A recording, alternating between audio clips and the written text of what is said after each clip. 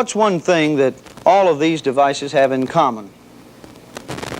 Well, they all filter something. We filter the air we breathe with air conditioner filters, the water we drink with water filtration systems. We filter the air, the oil, and the gas that our cars use, and then we try to filter out the pollutants that result when we use the car. We filter light with sunglasses and shades, and we even put filters on some things that we shouldn't even be using in the first place. As a matter of fact, you name it, and I'll bet you that somebody's thought of a way to filter it. We use a lot of filters in electronics too, and all of them basically serve the same purpose as the other filters we've been talking about. They pass what we want to pass and reject everything else. Electronic filters keep noise and interference out of your radio and TV sets. They allow you to listen to high-fidelity recordings in FM stereo. They make certain that a radar set electronically sees only what it's supposed to see. As a matter of fact, it's probably safe to say that there's not a single piece of electronic equipment that doesn't use a filter of some type. Basically, filters are designed to do one of four jobs. One, to pass all frequencies below a specified value and reject all those above that value. Two, to pass all frequencies above a specified value and reject all those below that value. Three, to pass a selected band of frequencies while rejecting all others. And four, to reject a selected band of frequencies while passing all others. All electronic filters fall into one of those four categories, except for a few very specialized cases. And it's made possible by these simple components: capacitors and inductors. In this lesson, we'll discuss how these components can be connected together in series to provide filtering action. In a later lesson, we'll discuss parallel filters. Before we begin, let's look at the terms we'll be using in discussing filters and define those that are new to you. This response curve shows all of them: band pass, bandwidth, cutoff frequencies, and the attenuation bands. The band pass, you'll recall, are those frequencies that fall within this area on the response curve, between the half power points. In this case, the band pass is from 5 to 7 kilohertz.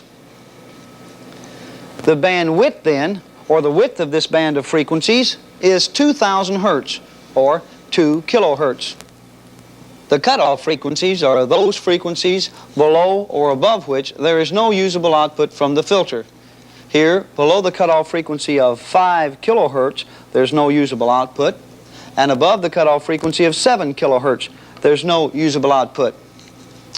The attenuation band is used to describe all those frequencies that do not pass through the filter, all those frequencies above and below the high and the low frequency cutoff points.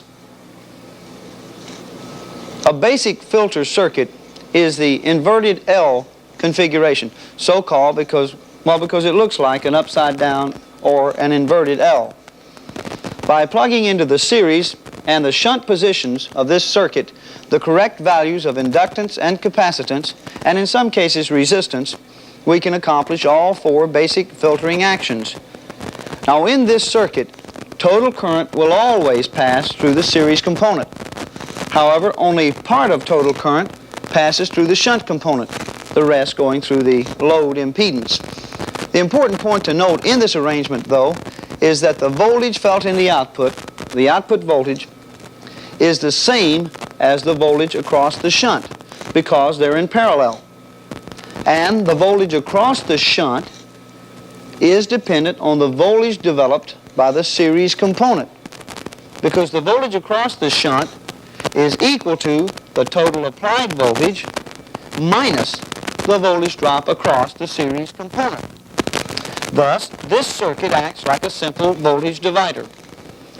Now, we can easily demonstrate this basic principle of filters on our trainer. The equipment that we'll be using for our demonstration is an oscilloscope, little circuit board or trainer, and a signal generator. Now the signal generator will deliver a 10-volt signal to the trainer. We can control the frequency out of the signal generator with this knob. But the output voltage is fixed at 10 volts and will be supplied to the trainer from this test point up to this connector. Now from this point, the 10-volt signal is supplied to two places, the upper connection here and a lower connection here. Now the upper connection goes directly over to this point, and as you can see is tied directly in to the A trace or the top trace of the oscilloscope. Now this shows or displays the output from the signal generator at all times, the top trace of the scope, and is connected with this connector to this point. Now the middle connector here is used to provide a synchronization voltage for our oscilloscope, which as you can see we need. I'll just plug that back in. That's the top trace. Remember, it always displays the output directly from our signal generator. Now the lower connection here, this is where we'll connect our filter components. The series component here, the shunt component here. We'll take our output across the shunt component and it will be displayed on the B trace or the lower trace of our oscilloscope. Now as you can see, we have no output at this time because of course we have no components plugged into our filter circuit. Notice also that the oscilloscope, a little trainer, and the signal generator are all grounded together. To show how a simple voltage divider can provide filtering, we'll use two variable resistors, just like this one.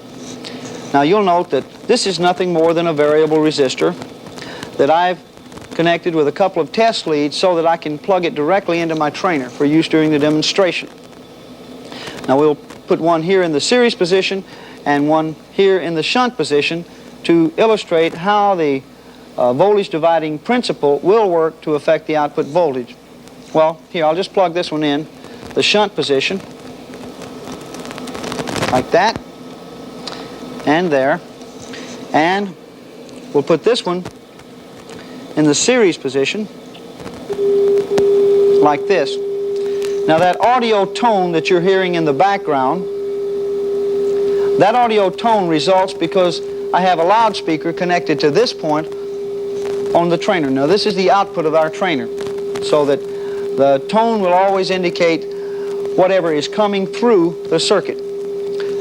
You'll also be able to see the output displayed on our scope, so you'll have two checks to determine the effect of our filter components on our output voltage. I think in this way you'll be able to understand the operation a little better.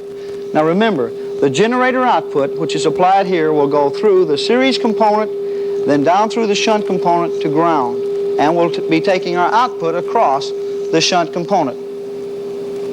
Now first, let's set our series resistor to 0 resistance or opposition, and we'll set our shunt resistor to maximum opposition, just like that. Thus we have a short circuit here in the series position and maximum resistance here in the shunt position. Now this should give us maximum output voltage, and as you can see, it does. You can also hear the fact that we're getting our audio tone clearly through this circuit now. We have 10 volts in our input, 10 volts directly from the signal generator, and we also now have 10 volts in our output. So we can conclude that to have maximum output voltage requires minimum series opposition and maximum shunt opposition.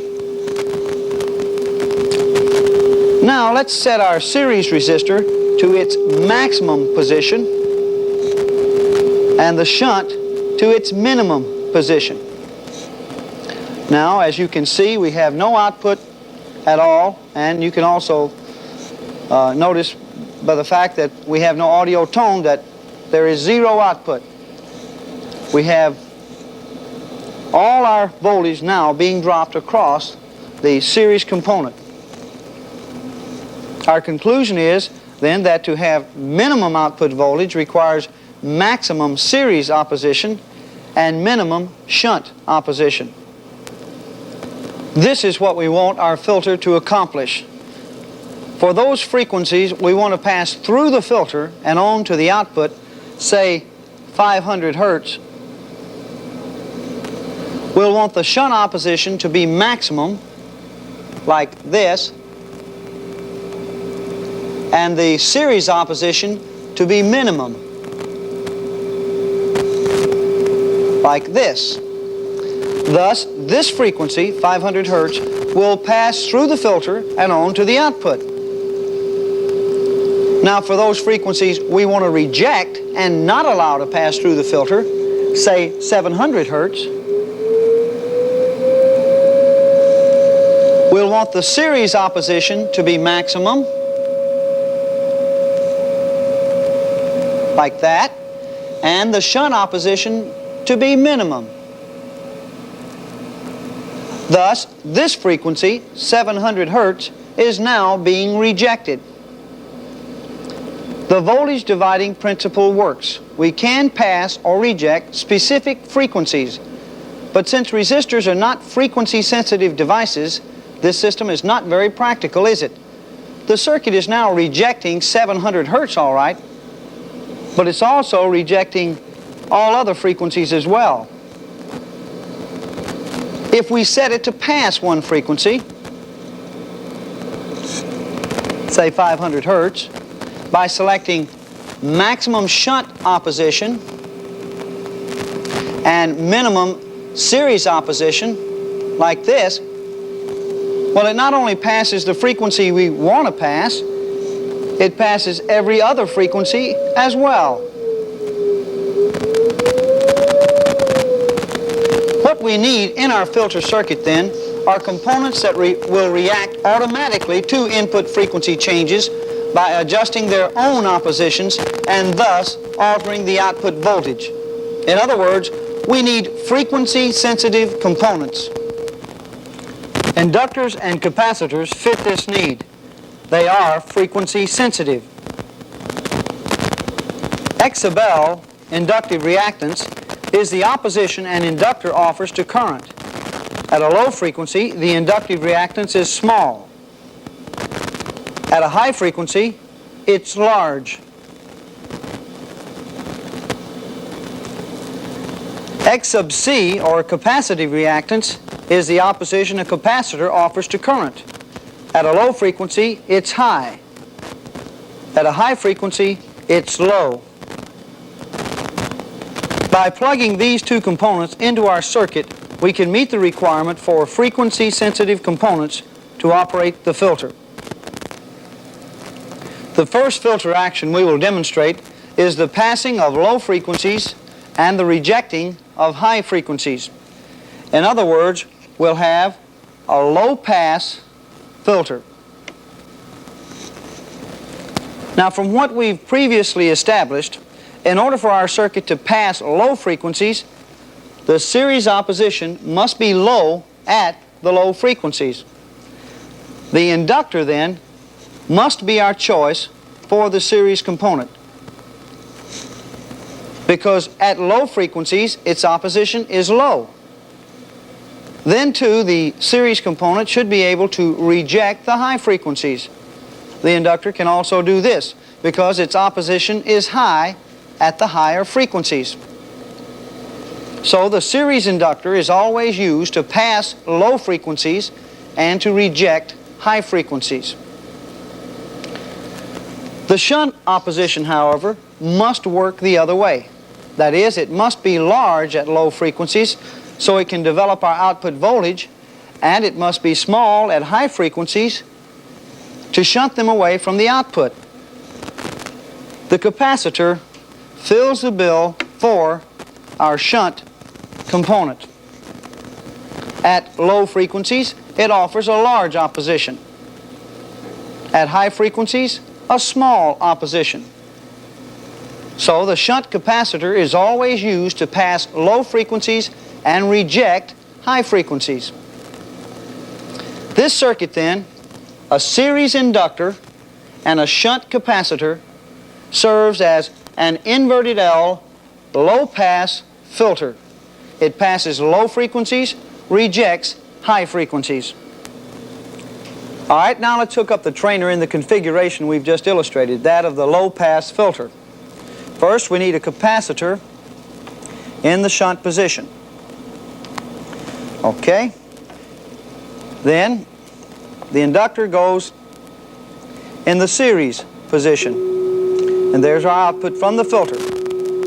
At this frequency, we do have an output. Now let's check the overall frequency response of this filter circuit, the low-pass filter. Now you'll notice down at the low frequencies, well, I'm down around 200 hertz now, you'll notice that I do have an output. I have 10 volts on the input directly from the signal generator, and on the B trace, the lower trace, I show 10 volts of output from my filter circuit. So we're passing the low frequencies because this is a low-pass filter. As I increase the frequency, though, you'll note that at about 600 hertz, the output starts dropping off.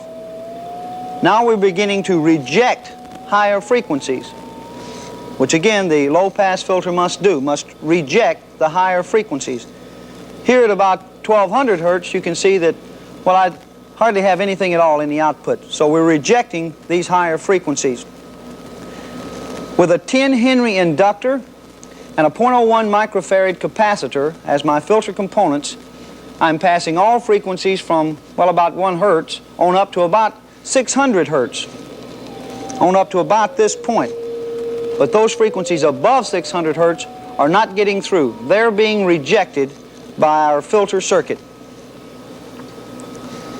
Plotted on a graph, the output voltage looks like this.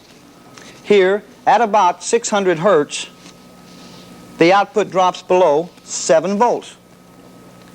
Now remember, I had an input of 10 volts. So anything in the output less than 0.707 of this 10 volt value, or in other words about 7 volts, is not considered usable output from this filter. However, this is not true in all cases. Actually, the output voltage from the filter is still considered usable if it operates the load device. But in most cases, the output voltage should be at least the effective value of the input voltage. So this then is the cutoff frequency for this particular filter, 600 hertz. Frequencies below this value are said to be in the bandpass of this circuit. Those frequencies above this value are in the attenuation band. Of course, the cutoff frequency can be changed simply by changing the value of the filter components. Our next filter requirement is to pass high frequencies and reject low frequencies. In other words, to reverse the action of the low-pass filter we've just illustrated. Now, it's only logical to assume that the action of the filter can be reversed simply by reversing the series and shunt components. In other words, we'll put the inductor now in the shunt position and the capacitor in the series position. All right, let's do that then. Let's reverse the position of the series and shunt components on our trainer and then see what the frequency response will be. All right, we'll just unplug the inductor and the capacitor. Now we'll place the inductor in the shunt position now, just like that, and the capacitor we'll place in the series position. All right, capacitor in the series position, inductor in the shunt position. What should we expect our output response to be? Well, we know that in order to reject low frequencies, the series opposition must be large at low frequencies. Well, this is true of the capacitor. It offers very large opposition to low frequency currents. But at high frequencies, the ones we want to pass, the series opposition must be small. Again, this is what the capacitor provides. So, a series capacitor is always used to pass high frequencies and reject low frequencies. Now, the shunt opposition must be minimum at low frequencies to shunt the output voltage, and maximum at high frequencies to develop the output voltage. And this is what the shunt inductor does. So the shunt inductor is always used to pass high frequencies and reject low frequencies. This circuit then is an inverted L high-pass filter. It passes high frequencies, rejects low frequencies. Okay, let's check this out now with our demonstration. Now, as I vary the input frequency from a low of about, let's say 200 hertz, you can see that nothing much below, well, about 600 hertz, which is at this point, is getting through our filter. Frequencies above 600 hertz are passing through, though. We're passing the high frequencies. Now, since we've not changed the value of the components, our cutoff frequency is still the same, 600 hertz. That's our high-pass filter. We're passing high frequencies, rejecting low frequencies. All the frequencies below our cutoff frequency of 600 hertz are being rejected by this filter. Those above are being passed.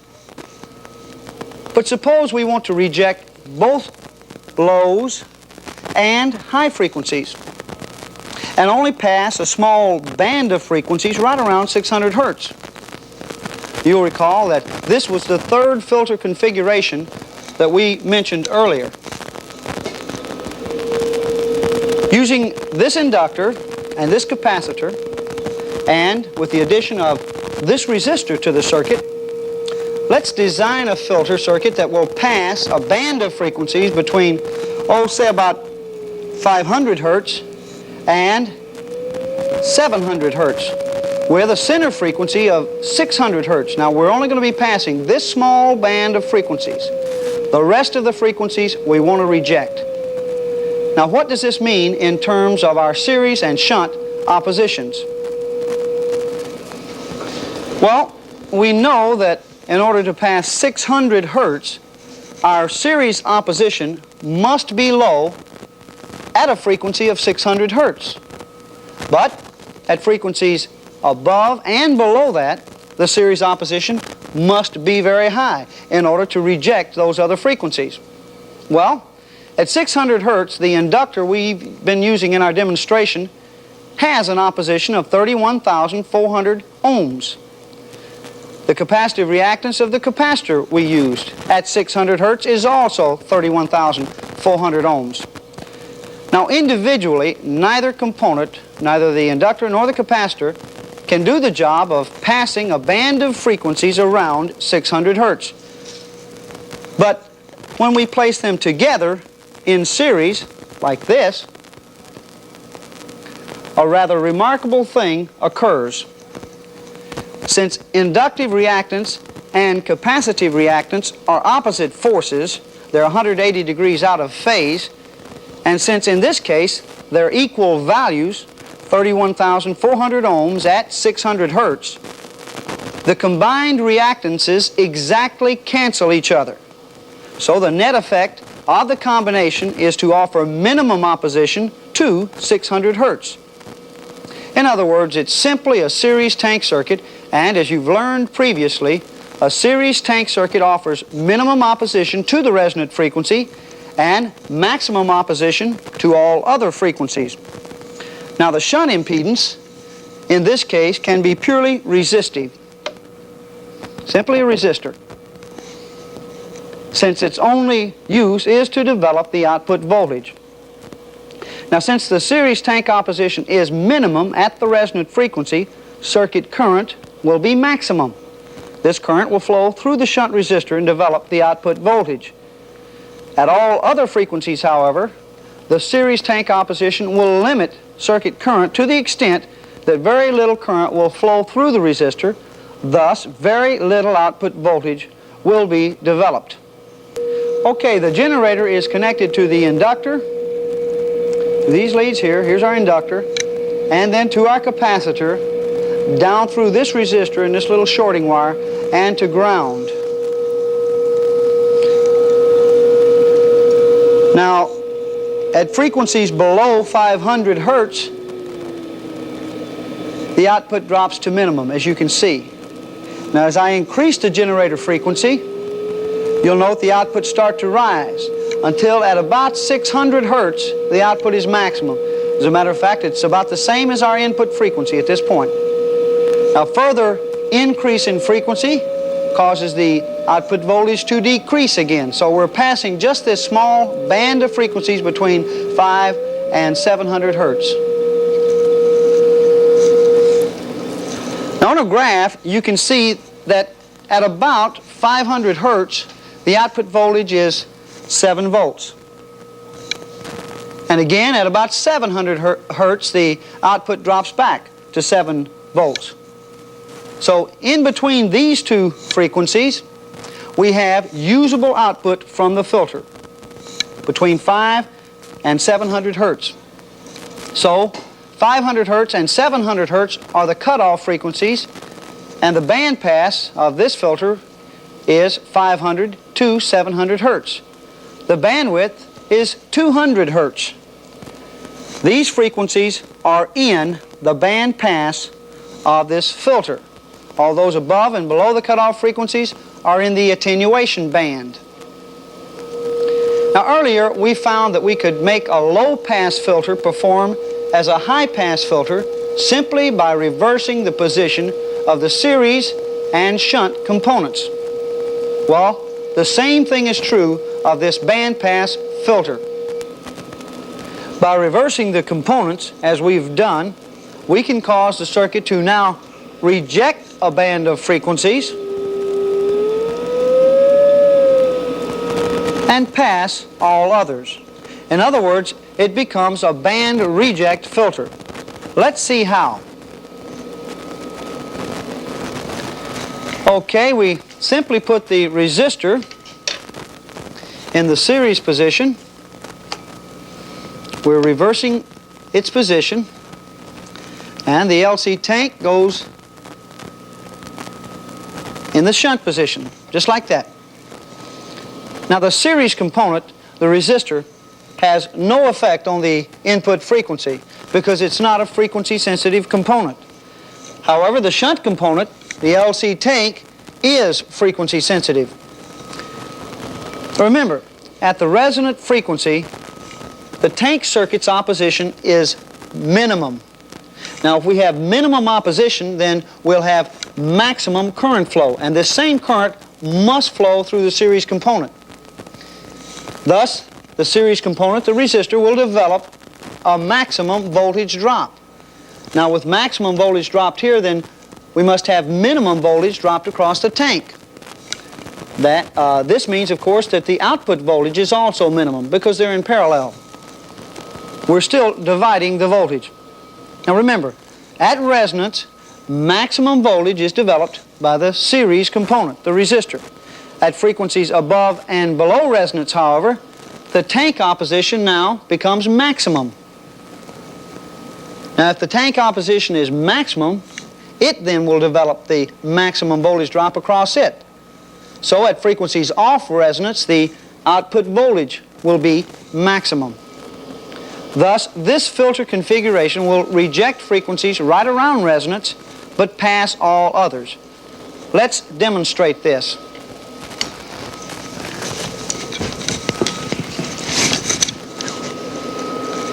The output of the generator is connected to the resistor and through this little shorting wire. This is our series component. Then our shunt component, the inductor and the capacitor, and then on down to ground. The output is taken across the shunt component, which in this case is the tank circuit. All right, at frequencies below about 500 hertz, the output from the filter is maximum. However, when we approach 600 hertz, the output drops off to practically nothing. Above 600 hertz, though, the output rises to maximum again. This filter, then, the band reject filter, is now rejecting a band of frequencies around 600 hertz, but passing all others. The graph of output voltage shows that this filter rejects frequencies from 500 to 700 hertz, but it passes all others, those below 500 hertz and those above 700 hertz. The cutoff frequencies are here, 500 and 700 hertz. Those frequencies from 0 to 500 hertz and from 700 hertz on up are in the band pass, and those frequencies between 500 and 700 hertz are in the attenuation band. All right, that's our basic filters. Remember, a low-pass filter is designed to pass low frequencies, reject high frequencies. The L-section filter uses a series inductor and a shunt capacitor. A high-pass filter is made by simply reversing the position of the series and shunt components. Now the high frequencies are passed and the low frequencies are rejected. A band-pass filter used a series tank circuit and a shunt resistor to pass a selected band of frequencies and reject all others. A band reject filter rejected a band of frequencies while passing all others. This was accomplished by reversing the position of the series and shunt components of the band-pass filter. The resistor became the series component and the tank the shunt component. Now in this lesson we've discussed how series LC filters are nothing more than simple arrangements of the components in the series and shunt configurations. In our next lesson we'll discuss how parallel LC tanks can be used to accomplish the same filtering actions.